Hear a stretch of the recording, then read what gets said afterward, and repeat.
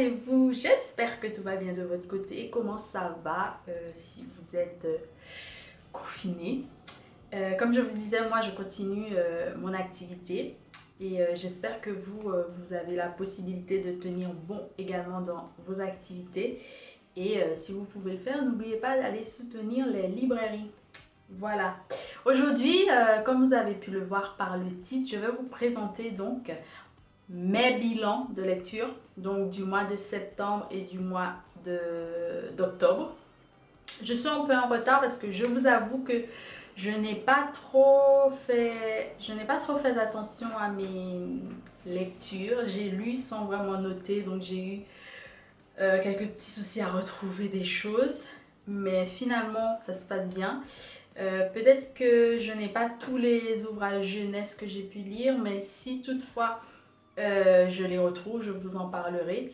Et puis n'hésitez pas à me dire aussi si vous voulez voir des posts sur mon Instagram et ailleurs sur des livres jeunesse, sur de la non-fiction, sur de la BD, manga, etc. Même si j'essaye de faire un petit peu de tout plus ici sur la chaîne, mais bien évidemment je suis ouverte à toute proposition. Alors c'est parti, on va commencer. Qu'est-ce que j'ai lu donc en septembre et en octobre? Alors, je vais commencer par un polar que j'ai eu la chance de lire avec une amie de longue date. Si tu passes par là, gros bisous. C'est Feu pour Feu aux éditions Métellier Noir. Donc c'est un polar de Leye Adenle. J'espère que je prononce correctement. Alors cet ouvrage est le deuxième de l'auteur. Il a des personnages récurrents dans ses romans policiers. Donc c'est un peu quelque chose qui revient dans les romans policiers. Et le premier s'appelait, je crois, Lagos Lady, que j'ai hâte de lire d'ailleurs. Et j'ai beaucoup aimé. Vous le savez, ou si vous ne le savez pas, je ne lis pas beaucoup de polars, sauf les ouvrages de Gary Victor, pardon, qui est reconnu pour le polar. Donc c'est un écrivain haïtien. Et j'en lis quelques-uns, en fait, c'est les seuls polars que je lis vraiment. Après, j'ai lu quelques polars par-ci, par-là, pour un peu voir ce qu'il y a dans le polar, mais ce n'est pas mon thème de prédilection. Ici, j'ai vraiment adoré. Donc, ça nous parle d'une histoire de crash, tout au départ, on va dire. Et à partir de ce crash, on va apprendre en fait des choses par rapport à notamment l'élection qui va avoir... on est en Afrique, au Nigeria. Et on va apprendre pas mal de choses à partir de ce crash. Je ne vais pas plus vous en dire parce que c'est un polar. Il y a des intrigues, il y a une intrigue et j'ai pas envie de trop dévoiler. J'ai adoré le personnage principal, vraiment. Je l'ai trouvé super intéressante, dégourdie, qui se bat en plus pour les femmes, pour les injustices. Et j'ai trouvé ça super super intéressant et ça nous dépeint aussi une facette de la société nigériane. Si vous connaissez, peut-être que vous verrez des points communs. Si vous ne connaissez pas, vous aurez l'occasion de connaître certaines choses. Tout n'est pas vrai évidemment parce que c'est de la fiction, mais ça reste une porte. Soit vous frappez, vous entrez, soit vous décidez d'entrer et de découvrir, voilà, et d'aller chercher plus d'informations par vous-même. N'hésitez pas à me dire si vous l'avez lu. Je ne vais pas trop parler de l'histoire, comme je vous le disais. Et puis, si vous avez déjà lu Lagos Lady ou vous pensez le faire, n'hésitez pas, on pourrait faire une lecture commune, notamment. Moi, j'adore faire les lectures communes et puis j'attends le retour de mon ami qui est en train de le lire en ce moment. Voilà, on continue et on passe à l'autre ouvrage. J'ai eu l'occasion donc de lire Le Tram de Noël de Josué Calacciura. Je ne sais pas si on prononce comme ça. Il est italien et c'est aux éditions Noir sur Blanc, collection Notabilia. Donc ici on est avec un conte de Noël qui nous fait bien penser à Dickens, le chant de Noël, de Christmas Carol, je pense en anglais, que j'ai lu l'année dernière.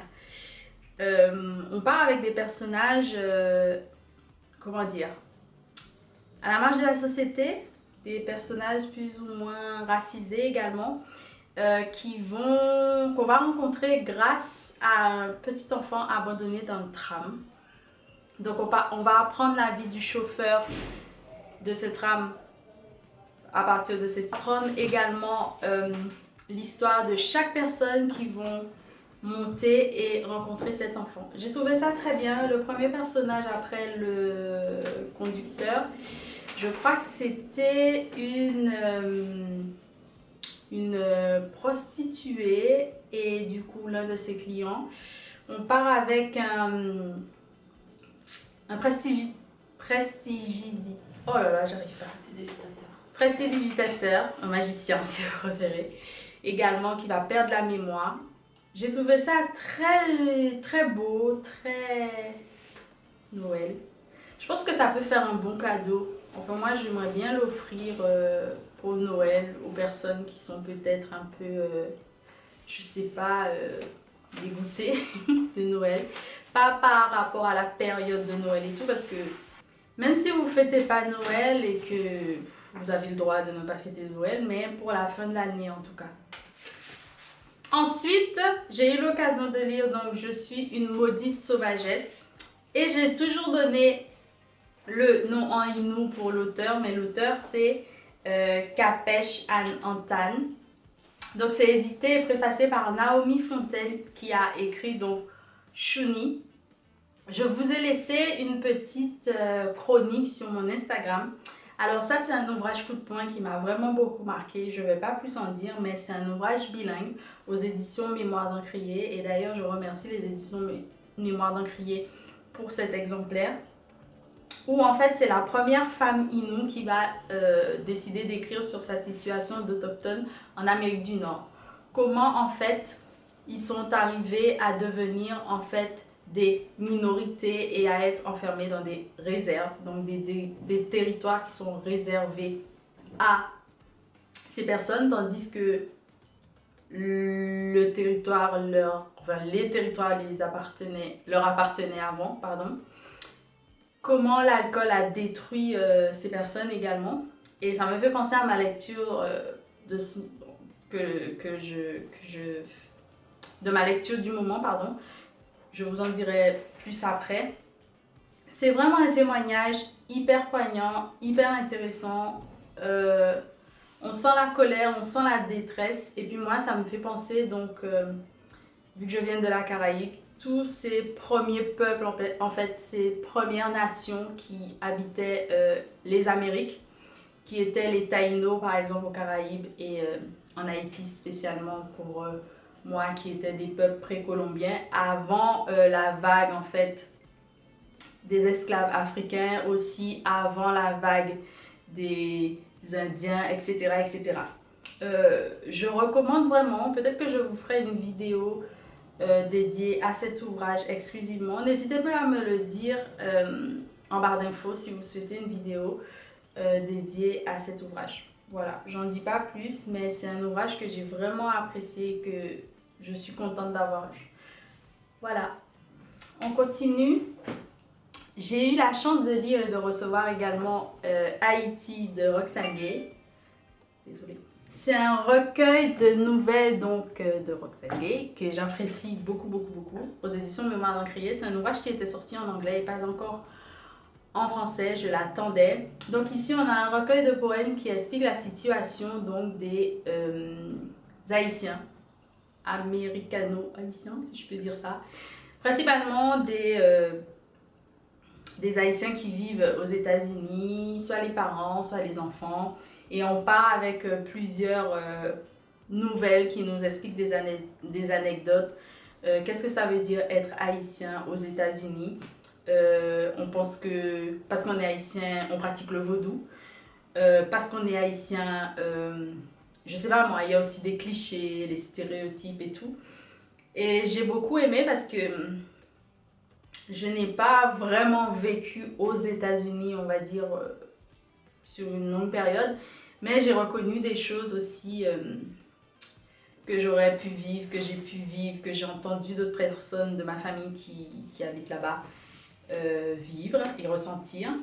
Et c'est un ouvrage qui me tient vraiment à cœur, mais j'aurai l'occasion de vous en dire davantage, notamment via une 29e page et une petite chronique sur Instagram. Si vous ne me suivez pas là-bas, allez-y. Je vous promets que vous allez trouver aussi de belles petites choses. On passe à autre chose et je vous présente donc Les Abysses de River Solomon, que j'ai eu l'occasion de lire aussi au cours de ces 2 mois. Je vous ai déjà fait une petite chronique. Donc ici, on part avec une population plutôt de l'eau, voilà. Et ces personnes, enfin, oui, si je peux appeler ces personnes, ont oublié ce qui s'est passé avant. Et c'est pour ça qu'il y a, lors du don de mémoire, les historiens et historiennes qui leur rappellent certaines choses.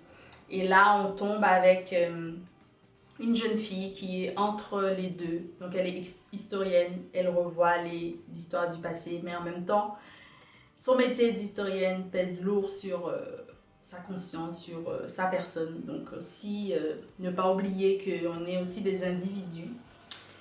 Et puis, on apprend en fait que cette histoire part de l'esclavage lorsque donc, les femmes étaient enceintes, on les jetait du bateau en fait. Parce que c'était pas rentable hein, forcément. Donc voilà. Et c'est à partir de là que les enfants naissaient et avaient des nageoires et pouvaient s'adapter à leur milieu maritime. Donc on a aussi comment dire, ce parallèle, l'altérité entre, si je peux appeler les surfaciens, pour les personnes qui habitent à la surface de l'eau. Et c'est très intéressant, ça nous parle de beaucoup de petits sujets comme ça, vraiment très intéressant, très touchant. Moi, ce qui m'a plu, c'est tout ce qui est métatexte, tout ce qui est autour du texte et l'univers. Parce que cet ouvrage, c'est une réécriture en quelque sorte d'une chanson qui existait déjà. Et comment dire, il y a vraiment beaucoup de choses autour du texte qui sont très très très intéressantes et permettent de faire revivre plusieurs histoires à travers plusieurs types d'art, si on peut dire ça. C'est très intéressant. Voilà, je vous laisse ici avec cet ouvrage et puis on continue avec un ouvrage que j'ai lu en octobre qui s'appelle Confidence, qui est un roman en créole haïtien de Fédia Stanislas, qui a eu le prix des chants 2019. Un ouvrage que j'ai adoré. Donc j'ai lu cet ouvrage pour le mois du créole et surtout la journée internationale des langues créoles et des cultures créoles qui est donc le 28 octobre si je ne me trompe pas. Et ici on part avec une jeune fille qui doit s'occuper désormais de sa famille parce que son père meurt. Son oncle est responsable de la famille, mais on lui dit maintenant c'est elle la femme qui doit aussi jouer la mère et la sœur pour son frère parce qu'elle a un jeune frère. Sa mère est un peu bouleversée par la mort du père qui s'occupait d'eux en fait. Et son oncle leur demande de partir à la République dominicaine parce qu'ils vivent en Haïti. Et là, sa vie va changer. Elle va connaître des choses que je pense que personne ne devrait connaître, mais malheureusement, c'est comme ça. J'espère que peut-être cet ouvrage sera traduit si vous ne pouvez pas lire en créole haïtien. Ou on pourrait même en discuter, hein, je sais pas. Mais si vous pouvez lire en créole haïtien, je recommande vraiment cet ouvrage. Il est bien écrit, il y a de belles expressions. Franchement, c'est un coup de cœur. C'est vraiment un coup de cœur. Voilà, je vous laisse ici. J'ai une 29e page sur mon Instagram et également une petite chronique en français et en créole, donc ça vaut le coup. Vous allez apprendre pas mal de choses sur l'histoire également. Voilà. On continue avec donc la bonne histoire de Madeleine Démétréus que j'ai eu l'occasion de lire. Merci d'ailleurs pour cet exemplaire. Donc aux éditions Gallimard, collection Continent Noir. Ouvrage, roman de Gaël Octavia. Un ouvrage que j'ai aimé, mais il y a des choses que j'ai besoin d'éclaircir. Donc, la narratrice est écrivaine, une amie de longue date lui demande de la rencontrer pour qu'elle lui raconte une histoire parce qu'elle doit absolument écrire cette histoire. Et ça part de là. Donc moi j'attends l'histoire pendant toute l'histoire. Mais l'histoire ne vient pas forcément comme je veux. En revanche, j'ai aimé le fait de voyager, donc à travers les îles, même si on parlait de certaines îles, telles que Haïti, Guadeloupe, un peu je crois, Martinique surtout, la Dominique, peut-être d'autres îles que j'ai oubliées, my bad. Mais c'était vraiment très intéressant. J'ai aimé aussi le fait que les deux filles de la narratrice ont une relation particulière que j'aime beaucoup. Les voyages aussi en France, le fait que la mère soit une mère qui répète certainement les erreurs, si on peut dire ça, de sa mère. Enfin voilà, beaucoup de femmes qui racontent des histoires très intéressantes qui pourraient toucher tout le monde en fait. Hein. Et j'ai trouvé ça très bien écrit également. Voilà. Mais j'ai besoin de discuter avec d'autres personnes qui l'ont lu pour entrer dans l'histoire autrement et pas qu'avec mon point de vue. Donc si vous l'avez lu, n'hésitez pas à me dire ce que vous en avez pensé, ce qui vous a dérangé, ce que vous avez absolument adoré. Moi j'adore discuter des ouvrages, surtout quand il y a des choses qui me dérangent ou que je ne comprends pas forcément. Donc n'hésitez pas à me faire part de vos impressions. Je termine avec Frantz Fanon, qui est donc un roman graphique de Frédéric Sirayet et Romain Lamy aux éditions La Découverte. Donc un ouvrage que j'aime beaucoup. Pourquoi? Parce qu'on repart sur la vie de Frantz Fanon, l'un de mes auteurs préférés. Frantz Fanon donc était médecin. Il a écrit également, notamment Peau noire, masque blanc, Les damnés de la terre, l'an 5, je crois, et pas mal d'autres choses. Il s'est battu pour l'Algérie également. Grand penseur sur le décolonialisme. Donc là, on le rencontre lors d'une rencontre d'ailleurs avec Sartre, où il va demander à Sartre d'écrire la préface de son ouvrage Les damnés de la terre, qui va demander à Maspero donc de publier. On rencontre Sartre, Simone de Beauvoir, Sartre, un personnage atypique, Fanon, un personnage atypique.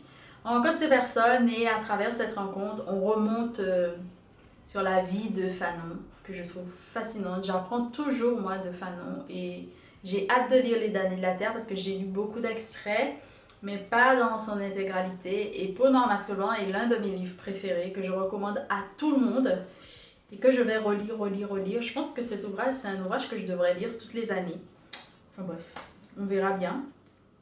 Donc moi, j'aime beaucoup les romans graphiques qui font des autobiographies comme ça, ou des biographies d'ailleurs, de vie, hein, de personnes. Donc voilà, que je recommande évidemment. Et je vous ai laissé aussi une petite chronique sur Instagram. On continue avec maintenant les ouvrages jeunesse que j'ai eu la chance de lire. J'ai eu la chance de lire Hugo le Terrible de Marie Scondé aux éditions Sepia. C'est un ouvrage que j'avais toujours voulu lire parce que si vous ne le savez pas en ce moment, c'est la saison cyclonique en Guadeloupe, en Martinique et en général dans l'arc caribéen. Et depuis très jeune, j'entends beaucoup parler de ce cyclone Hugo qui est passé en 1989, si je ne me trompe pas. C'était en septembre et commence à détruire la population, mais aussi les infrastructures là-bas. Et c'est un cyclone qui a beaucoup marqué certaines personnes, surtout les personnes qui l'ont connu, plus âgées, parfois ne désirent pas en parler parce que c'était douloureux. Et j'ai voulu lire cette histoire parce que j'écris un peu et j'avais besoin de me documenter sur cette période. Donc je me suis dit c'était un bon moyen aussi d'entrer dans une autre fiction qui n'est pas la mienne, qui sera différente forcément avec un autre point de vue, mais d'une personne plus âgée et qui a entendu peut-être plus parler de cet événement. Donc c'est pour ça que j'ai lu ça. Donc je vous laisserai un petit topo, je ne vais pas plus vous en dire parce que je vais vous faire une chronique. Ainsi que la 29e page. Voilà. On continue avec les autres pouvoirs jeunesse que je n'ai pas en ma possession, mais que je vous laisserai ici. J'ai eu l'occasion de lire donc Le Pousseur de bois. Alors ça, c'était pour moi un merveilleux conte sur un petit garçon qui apprend à jouer aux échecs et qui devient hyper bon et qui va à son tour apprendre à une petite fille à jouer aux échecs. L'histoire est bien plus complexe que ça, mais ce que j'ai retenu, c'est la transmission. En fait, comment c'est important de transmettre, mais aussi d'apprendre à d'autres à se débrouiller par eux-mêmes. Parce que c'est toujours mieux, comme on dit, d'apprendre à pêcher au lieu de donner le poisson à l'autre. J'ai adoré, très belle histoire, les illustrations sont très belles. Et bien évidemment, je vous laisse aller découvrir cette petite histoire très bientôt. Mais je vous laisserai au moins la première de couverture. Le Royaume sans soleil, alors j'ai adoré parce que je suis tombée sur cet album jeunesse. Après avoir lu Je suis une maudite sauvagesse. Et là, on parle aussi d'un royaume qui est sans soleil. Et je crois que c'est un royaume qui a été créé avec des effets spéciaux par le roi. Et un jour, il va tomber malade et la petite fille doit trouver une solution. Et la solution, en fait, je ne vais pas vous la donner, mais il est malade à cause de la pollution. Voilà. Un beau texte. On part aussi avec un personnage des cultures autochtones. C'est un oiseau. Je vous mettrai le nom exact parce que je crois que je me trompe toujours. Et c'est tellement beau, j'ai vraiment adoré. Vraiment, vraiment. Et j'aurais aimé avoir le livre pour vous montrer et tout, mais ça se fera peut-être dans une autre vie. Mais c'est un bel ouvrage. Et enfin, j'ai lu L'ennui des après-midi sans fin de Gaël Faye. Donc c'est un livre audio. Je n'ai pas écouté, j'ai lu. Mais c'est Gaël Faye qui revient en fait sur sa jeunesse et comment il passait ses journées dans son petit pays, dans sa petite maison. C'était très intéressant. Je ne vais pas plus vous en dire, d'autant plus que je n'ai pas pu écouter l'audio. Mais c'était très intéressant et j'ai beaucoup aimé les illustrations. Je vous mettrai bien évidemment une photo de la première de couverture. Voilà. Je crois que c'est tout pour mes lectures. N'hésitez pas à me dire ce que vous avez lu, ça m'intéresse toujours. Et puis je trouve des perles dans ce que vous me donnez. Vraiment. C'est vrai que je ne peux pas tout lire, mais au moins ma liste s'allonge et puis je peux tomber sur de belles choses vraiment. En ce moment, comme je vous l'avais promis, je lis donc L'histoire du sucre, Histoire du monde de James Woolvin, du point de vue plutôt anglo-saxon, mais on part dans le monde. Et il parle vraiment des autres pays, tous ceux qui ont touché de près ou de loin à l'histoire du sucre. Donc c'est super intéressant, c'est aux éditions La Découverte. Et franchement, je suis contente de lire cette non-fiction pour le mois de novembre parce que j'avais besoin de savoir à partir de quel moment on a commencé à faire du sucre, à partir de la betterave, etc. Et puis ça nous ramène aussi à pas mal de choses, l'esclavage, la traite négrière, les premiers habitants de la Caraïbe, etc. C'est vraiment hyper intéressant et les enjeux commerciaux qu'il y a derrière le sucre et tout ce qui est aussi sanitaire. C'est vraiment hyper intéressant. Je recommande jusque-là, même si j'ai pas terminé, mais je recommande.